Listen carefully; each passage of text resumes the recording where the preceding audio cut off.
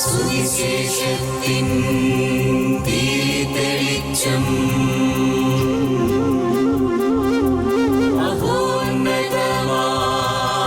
ആത്മാർപ്പണം വചനം സത്യം ജീവദായകം വചനം സത്യം ജീവദായകം വചനം സത്യം ജീവദായകം.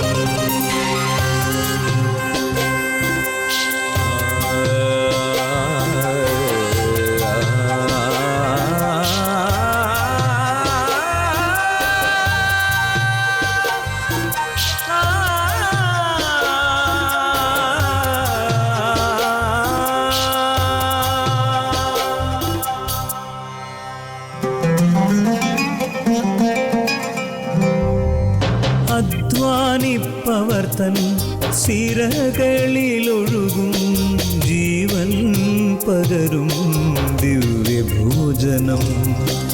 അധ്വാനിപ്പവർ തൻ സിരകളിലൊഴുകും ജീവൻ പകരും ദിവ്യഭോജനം.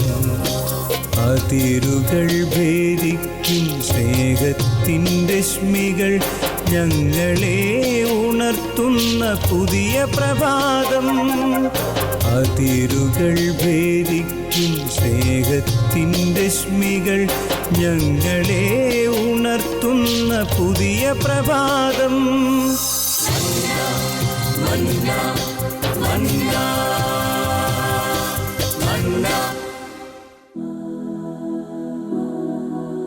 അമ്മേ, എൻ്റെ അമ്മേ, എൻ്റെ ഈശോയുടെ അമ്മേ,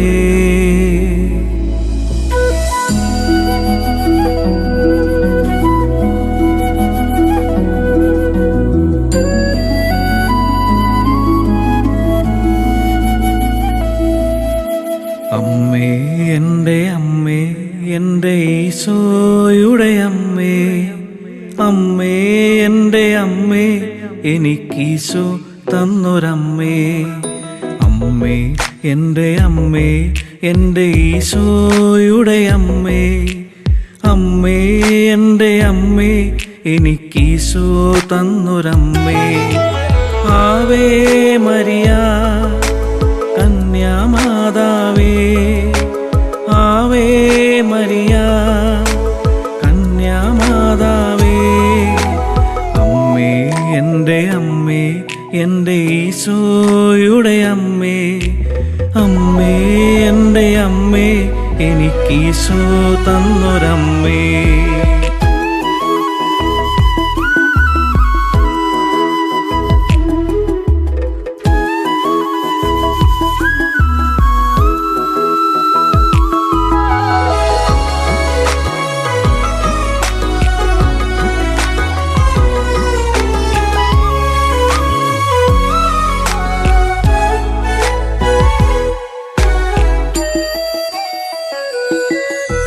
തലമുറകൾ തോറും പാടും ഭാഗ്യവതിയമ്മ, ജപമണിമാലകളിൽ ഉയരും നന്മ നിറഞ്ഞവളമ്മ. തലമുറകൾ തോറും പാടും ഭാഗ്യവതിയമ്മ, ജപമണിമാലകളിൽ ഉയരും നന്മ നിറഞ്ഞവളമ്മ. പറുദീസായായി അമ്മ ദൈവത്തിനു പാർക്കാം, പുണ്യാശ്രമമായി അമ്മ ഈശോയ്ക്കു വളരാം. പറുദീസായായി അമ്മ ദൈവത്തിനു പാർക്കാം, പുണ്യാശ്രമമായി അമ്മ ഈശോയ്ക്കു വളരാം. അമ്മേ, എൻ്റെ അമ്മേ, എൻ്റെ ഈശോയുടെ അമ്മേ, അമ്മേ, എൻ്റെ അമ്മേ, എനിക്കീശോ തന്നൊരമ്മേ. ആവേ മരിയ കന്യാമാതാവേ, ആവേ മരിയ കന്യാമാതാവേ. അമ്മേ, എൻ്റെ ഈശോയുടെ അമ്മേ, അമ്മേ എൻ്റെ അമ്മേ, എനിക്കീശോ തന്നൊരമ്മേ.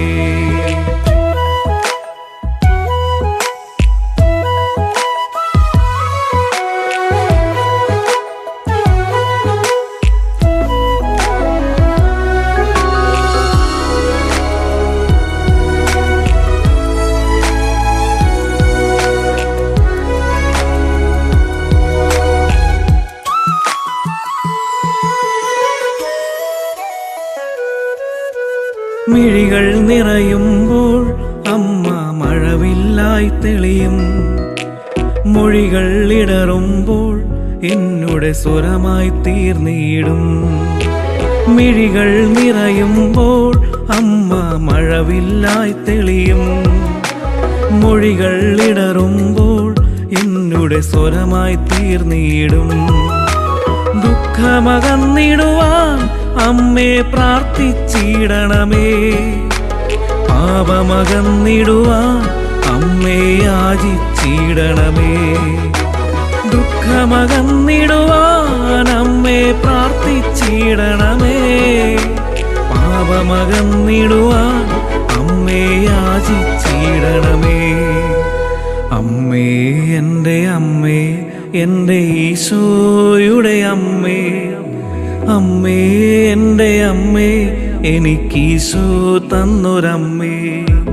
അമ്മേ എൻ്റെ അമ്മേ, എൻ്റെ ഈശോയുടെ അമ്മേ, അമ്മേ എൻ്റെ അമ്മേ, എൻ്റെ സ്വന്തം അമ്മ നീ.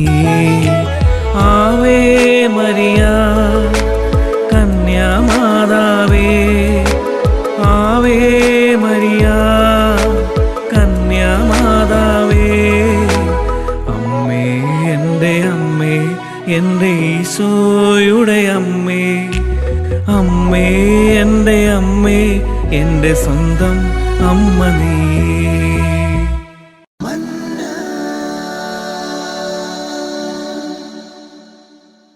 Praise the Lord. കർത്താവായ യേശുവിൻ്റെ സമാധാനവും പരിശുദ്ധാത്മാവിൻ്റെ നിരന്തരമായ സാന്നിധ്യവും ഇത് കാണുകയും കേൾക്കുകയും ഞാൻ സകല മക്കളോടും കൂടി ഉണ്ടാകട്ടെ. ലൂക്കായുടെ സുവിശേഷം 8-ാം അധ്യായം 21-ാമത്തെ തിരുവചനത്തിൽ ഈശോ പറഞ്ഞു, ദൈവവചനം ശ്രവിക്കുകയും അതനുസരിച്ച് പ്രവർത്തിക്കുകയും ചെയ്യുന്നവരാണ് എൻ്റെ അമ്മയും സഹോദരരും. പരിശുദ്ധ അമ്മയെക്കുറിച്ച് ദൈവവചനത്തിൽ നാം ചിന്തിക്കുമ്പോൾ ഈശോയുടെ ഈ സാക്ഷ്യം വളരെയേറെ പ്രാധാന്യമർഹിക്കുന്ന ഒന്നാണ്. ദൈവവചനത്തെ സ്വീകരിക്കുകയും അത് ശ്രവിക്കുകയും അത് ഹൃദയത്തിൽ സൂക്ഷിക്കുകയും അതനുസരിച്ച് പ്രവർത്തിക്കുകയും ചെയ്ത വ്യക്തിയാണ് പരിശുദ്ധ കന്യക. പരിശുദ്ധ അമ്മയെക്കുറിച്ച് പരിശുദ്ധാത്മാവിൽ നിറഞ്ഞു കഴിഞ്ഞപ്പോൾ എലിസബത്ത് എന്ന തൻ്റെ ഇളയമ്മ സാക്ഷ്യപ്പെടുന്നിങ്ങനെയാണ്, എൻ്റെ കർത്താവിൻ്റെ അമ്മ എൻ്റെ അടുക്കൽ വരുവാനുണ്ടായ ഈ ഭാഗ്യം എനിക്കെവിടെ നിന്ന്. പുതിയ നിയമത്തിൽ സുവിശേഷത്തിൽ ആദ്യമായി പരിശുദ്ധ കന്യക മറിയത്തെ കർത്താവിൻ്റെ അമ്മ എന്ന് വിളിക്കുന്നത് പരിശുദ്ധാത്മാവിൽ നിറഞ്ഞ എലിസബത്താണ്. പരിശുദ്ധാത്മാവിനാൽ നയിക്കപ്പെടുകയും പരിശുദ്ധാത്മാവിൻ്റെ വലിയ ശക്തിയും സാന്നിധ്യവും വ്യക്തി ജീവിതത്തിൽ നിരന്തരമായി അനുഭവിക്കുകയും ചെയ്ത സുവിശേഷത്തിലെ വളരെ പ്രാധാന്യമർഹിക്കുന്ന ഒരു വ്യക്തിയാണ് പരിശുദ്ധ കന്യക മറിയം. ദൈവം എന്തുകൊണ്ടാണ് പരിശുദ്ധ കന്യക മറിയത്തെ ഇത്രയേറെ സ്നേഹിക്കുകയും ആദരിക്കുകയും ബഹുമാന്യയായി കരുതുകയും ചെയ്യുന്നത്? സുവിശേഷം തന്നെ നമുക്ക് അതിനുത്തരം നൽകുന്നുണ്ട്. വിവാഹ നിശ്ചയം കഴിഞ്ഞിരിക്കെ ദൈവദൂതൻ പറഞ്ഞ കർത്താവിൻ്റെ അരുളപ്പാടുകൾ ഗബ്രിയേൽ ദൂതനിലൂടെ പിതാവായ ദൈവത്തിൻ്റെ ഇഷ്ടം വെളിപ്പെടുത്തി കൊടുത്തപ്പോൾ പരിശുദ്ധ അമ്മ യാതൊരു മടിയും കൂടാതെ, സന്ദേഹം കൂടാതെ ദൈവഹിതമാണ് അതെന്ന് തിരിച്ചറിഞ്ഞ ആ നിമിഷത്തിൽ തന്നെ തന്നെ സമ്പൂർണമായും ദൈവഹിതത്തിന്, ദൈവവചനത്തിന് സമർപ്പിച്ചു. ദൈവം ഓരോ മനുഷ്യ വ്യക്തിയിൽ നിന്നും ആഗ്രഹിക്കുന്നത് ഇത് തന്നെയാണ്. പുതിയ നിയമത്തിൽ യോഹന്നാൻ്റെ സുവിശേഷം 15-ാമത്തെ അധ്യായത്തിൽ ഈശോ വളരെ വ്യക്തതയോടെ പഠിപ്പിക്കുന്നുണ്ട്, എന്നെ സ്നേഹിക്കുന്നവൻ എൻ്റെ വചനം പാലിക്കും. ഈശോയെ ഏറ്റവും അധികം സ്നേഹിച്ച പരിശുദ്ധ കന്യകാമറിയം തൻ്റെ ജീവിതത്തിലുടനീളം വചനം അനുസരിക്കുവാൻ ശ്രദ്ധിച്ചിരുന്നു. അതുകൊണ്ടാണ് പുതിയ നിയമത്തിൽ മത്തായി, മർക്കോസ്, ലൂക്ക സുവിശേഷകന്മാർ ഒരുപോലെ സാക്ഷ്യപ്പെടുത്തുന്നത് ഈശോ അമ്മയുടെ മഹത്വം പ്രകീർത്തിക്കുന്നത് ദൈവവചനം ശ്രവിക്കുകയും സ്വർഗസ്ഥനായ പിതാവിൻ്റെ ഇഷ്ടമനുസരിച്ച് പ്രവർത്തിക്കുകയും ചെയ്യുന്നവരാണ് എൻ്റെ അമ്മയും സഹോദരനും സഹോദരിയും എന്ന് ഈശോ തന്നെ സാക്ഷ്യപ്പെടുന്നത്. പ്രിയമുള്ളവരെ, പരിശുദ്ധ അമ്മയുടെ അധരത്തിൽ നിന്ന് പുറപ്പെട്ട ഒരു വാക്ക് സുവിശേഷത്തിൻ്റെ മുഴുവൻ സാരാംശത്തെയും വെളിപ്പെടുത്തുന്നുണ്ട്. സുവിശേഷം മുഴുവൻ എന്നോടും നിങ്ങളോടും ആവശ്യപ്പെടുന്നത് കർത്താവ് പറയുന്നത് അനുസരിക്കാനാണ്. അവൻ നിങ്ങളോട് പറയുന്നത് പോലെ ചെയ്യുവിൻ എന്ന് പരിശുദ്ധ അമ്മ കാനായിലെ കല്യാണ വീട്ടിൽ, ആ വീട്ടിൽ പരിചാരകരായി നിന്ന ആളുകളോട് പറഞ്ഞു. അവൻ നിങ്ങളോട് പറയുന്നത് ചെയ്യുവിൻ, അനുസരിക്കുവിൻ എന്ന ആ വാക്ക് ഇന്നും പരിശുദ്ധ അമ്മ നമ്മോട് പറയുന്നുണ്ട്. ലോകത്തിലേതെല്ലാം സ്ഥലങ്ങളിൽ പരിശുദ്ധ അമ്മയുടെ പ്രത്യക്ഷീകരണം നടന്നിട്ടുണ്ടോ അവിടെയെല്ലാം പരിശുദ്ധ അമ്മ ഏറെ പ്രാധാന്യത്തോടെ പറഞ്ഞിട്ടുള്ള കാര്യം ദൈവവചനം വായിക്കുകയും ദൈവവചനം ശ്രവിക്കുകയും അതിനനുസരിച്ച് ജീവിതത്തെ ക്രമപ്പെടുത്തുകയും ചെയ്യുക എന്നുള്ളതാണ്.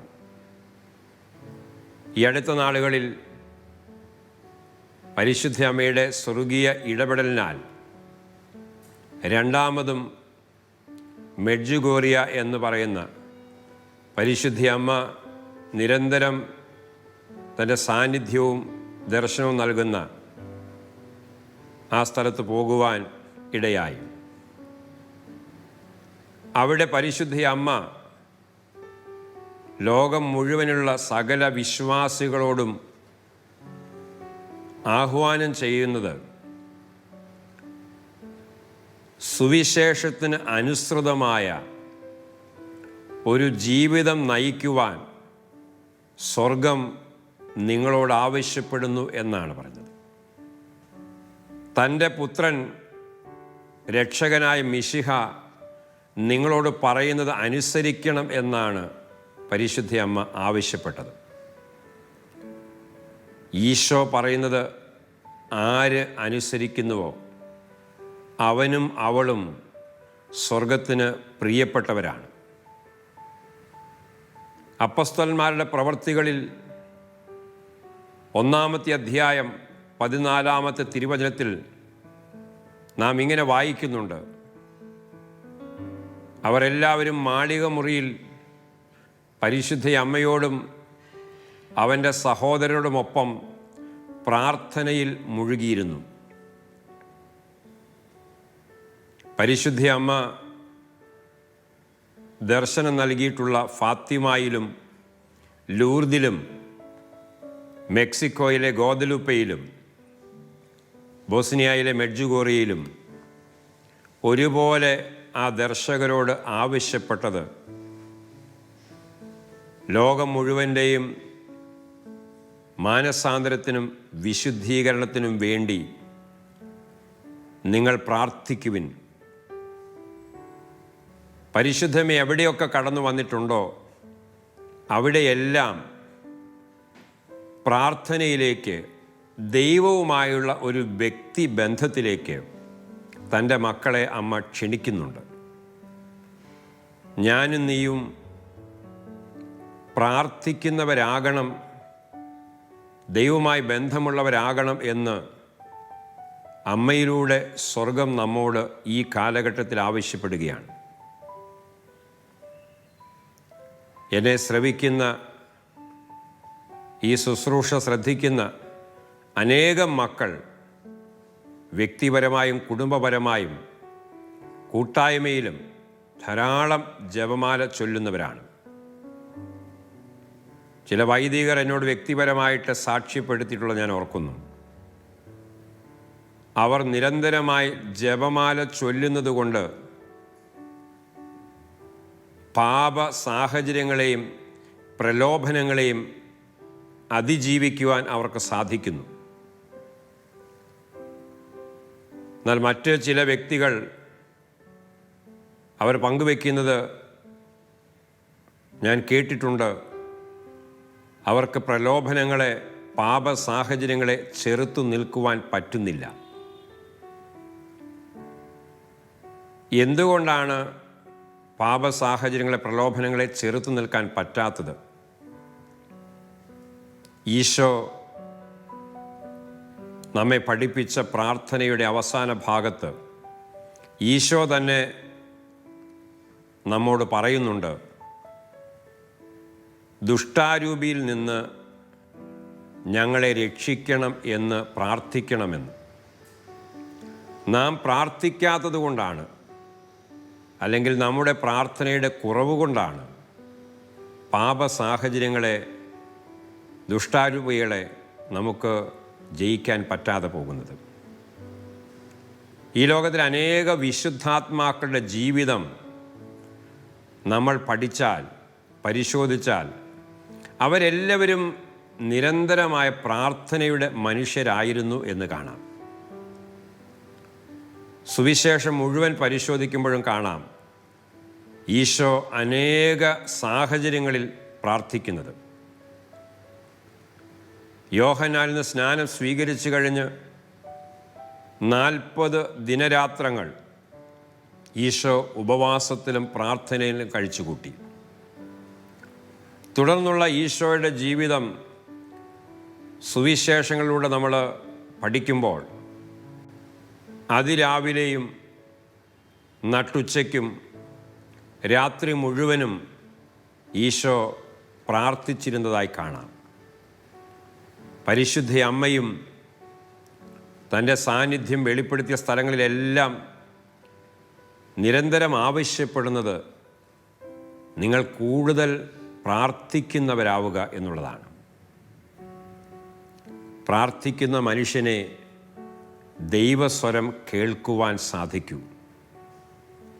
ദൈവസ്വരം കേൾക്കുന്ന മനുഷ്യന് അതനുസരിക്കാനുള്ള കൃപയും അഭിഷേകവും പ്രാർത്ഥനയിലൂടെ ലഭിക്കും.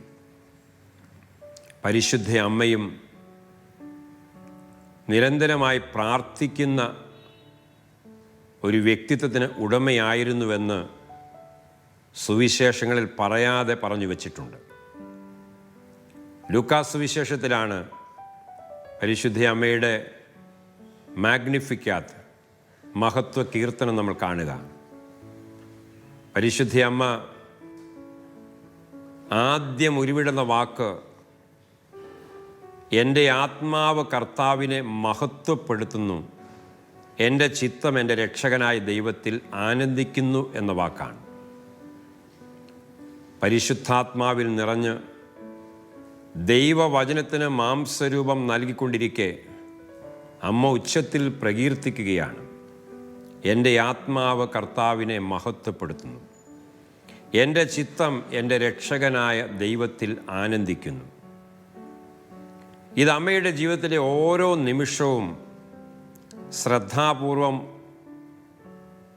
നമ്മൾ നിരീക്ഷിച്ചാൽ കാണാം. കുരിശിൻ്റെ ചുവട്ടിലും അമ്മയ്ക്ക് തൻ്റെ പുത്രനെ നോക്കി പറയാനുള്ളത് ഇത് തന്നെയാണ്. കാരണം ഇത് ദൈവഹിതമാണെന്ന് തിരിച്ചറിഞ്ഞിട്ടുള്ള രണ്ട് വ്യക്തികൾ പരിശുദ്ധ അമ്മയും കർത്താവായ യേശുവുമാണ്. ആ സഹനത്തിൻ്റെ വേദനയുടെ നിമിഷങ്ങളിൽ തൻ്റെ പുത്രനോടൊത്ത് ആ കുരിശിൻ്റെ ചുവട്ടിലായിരുന്ന് മറിയം ഹൃദയത്തിൽ ഉരുവിട്ടിട്ടുണ്ട്, എൻ്റെ ആത്മാവ് കർത്താവിനെ മഹത്വപ്പെടുത്തുന്നു, എൻ്റെ ചിത്തം എൻ്റെ രക്ഷകനായ ദൈവത്തിൽ ആനന്ദിക്കുന്നു എന്ന വാക്കുകൾ. കാരണം യേശുക്രിസ്തു ഈ ലോകത്തിലേക്ക് വന്നത് തൻ്റെ പീഡാസഹനത്തിലൂടെയും കുരിശു മരണത്തിലൂടെയും ഉത്ഥാനത്തിലൂടെയും മനുഷ്യവർഗത്തെ വീണ്ടെടുക്കുവാനാണ് എന്ന സത്യം സ്വർഗം നേരിട്ട് വെളിപ്പെടുത്തലായി നൽകിയത് പരിശുദ്ധ അമ്മയ്ക്കാണ്. ലൂക്കാസ് സുവിശേഷത്തിൽ നാം അതിപ്രകാരം മാലാഖമാരുടെ അരുളപ്പാടുകളിലൂടെ കേൾക്കും, ഇതാ സകല ജനത്തിനു വേണ്ടിയുള്ള വലിയ സന്തോഷത്തിൻ്റെ സദ്വാർത്ത ഞാൻ നിങ്ങളെ അറിയിക്കുന്നു, നിങ്ങൾക്കായി ഒരു രക്ഷകൻ കർത്താവായ യേശുക്രിസ്തു ഇന്ന് ജനിച്ചിരിക്കുന്നു. ഇത് പരിശുദ്ധ അമ്മയും ആ കേട്ട നിമിഷം മുതൽ ഹൃദയത്തിൽ സംഗ്രഹിച്ച് ധ്യാനിച്ചിട്ടുള്ള കാര്യമാണ്. യേശുക്രിസ്തു തൻ്റെ പരസ്യ ജീവിതം ആരംഭിക്കുന്നത് തന്നെ പരിശുദ്ധ അമ്മയുടെ മറിയത്തിൻ്റെ വാക്കുകൾ അനുസരിച്ചുകൊണ്ടാണ്. യോഹന്നാൻ സുവിശേഷൻ അതേക്കുറിച്ച് ഇപ്രകാരം സാക്ഷ്യപ്പെടുന്നത് കാണാം. കാനായിലെ കല്യാണ വീട്ടിൽ ഈശോ ചെയ്ത അടയാളം, അല്ലെങ്കിൽ അത്ഭുതം, പരസ്യ ജീവിതത്തിൻ്റെ ആരംഭത്തിൽ ആദ്യമായി ചെയ്ത അടയാളമാണെന്ന് യോഹന്നാൻ ശ്ലീഹ സാക്ഷ്യപ്പെടുത്തുന്നുണ്ട്. ഇത് പരിശുദ്ധ അമ്മ തൻ്റെ മകനോട് ആവശ്യപ്പെട്ടിട്ട് പുത്രൻ ചെയ്ത അത്ഭുതമാണ്. ഇന്നും അമ്മയുടെ വാക്കുകൾ ദൈവസന്നിധിയിൽ, പുത്രൻ്റെ സന്നിധിയിൽ വിലയുള്ളതാണ്. നാം എത്രയും ദയുള്ള മാതാവേ എന്ന പ്രാർത്ഥന ചെല്ലുമ്പോൾ പ്രാർത്ഥിക്കുന്നത് അമ്മയുടെ സഹായം അപേക്ഷിച്ചവരിൽ ഒരുവനെ പോലും ഉപേക്ഷിച്ചിട്ടില്ല എന്നാണ്. പ്രിയമുള്ളവരെ, കർത്താവിൻ്റെ വചനം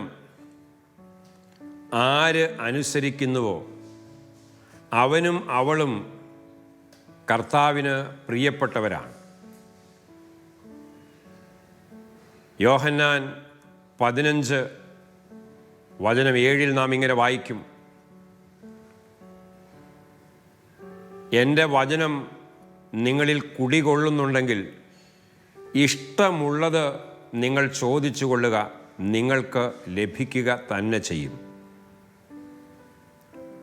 ദൈവവചനം മാംസം സ്വീകരിച്ചത്, വചനമാകുന്ന യേശുക്രിസ്തു തൻ്റെ ശരീരം സ്വീകരിച്ചത് പരിശുദ്ധ മറിയത്തിൽ നിന്നാണ്.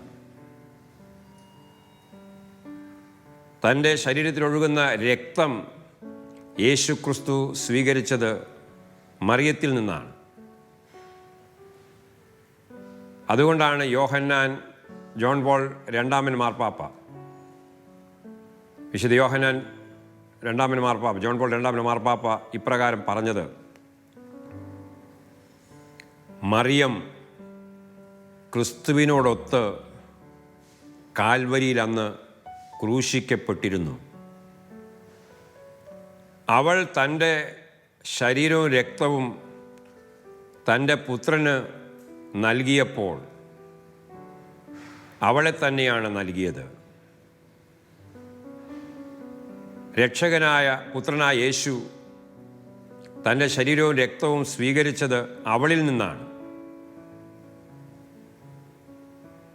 ദൈവവചനം ആരുടെ അടുക്കലേക്ക് വന്നുവോ അവരെ ദൈവങ്ങൾ എന്ന് വിളിച്ചുവെന്ന് വിശുദ്ധ ഗ്രന്ഥത്തിൽ നാം വായിക്കുന്നുണ്ട്. വചനമാകുന്ന ദൈവം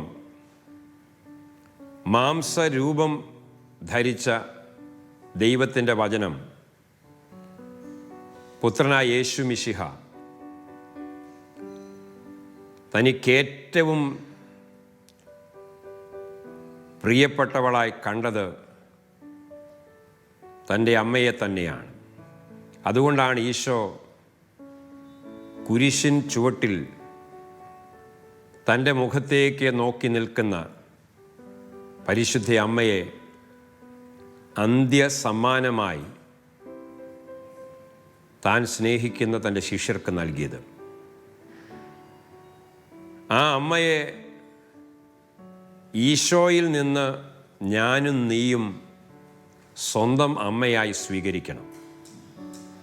ഈ അമ്മ യേശുക്രിസ്തുവിനെ ജ്ഞാനത്തിലും പ്രായത്തിലും ദൈവത്തിനും മനുഷ്യർക്കും പ്രിയമുള്ളവനെ എങ്ങനെ വളർത്തിയോ അപ്രകാരം തന്നെ നിന്നെയും എന്നെയും കൈപിടിക്കുകയും വളർത്തുകയും ചെയ്യും.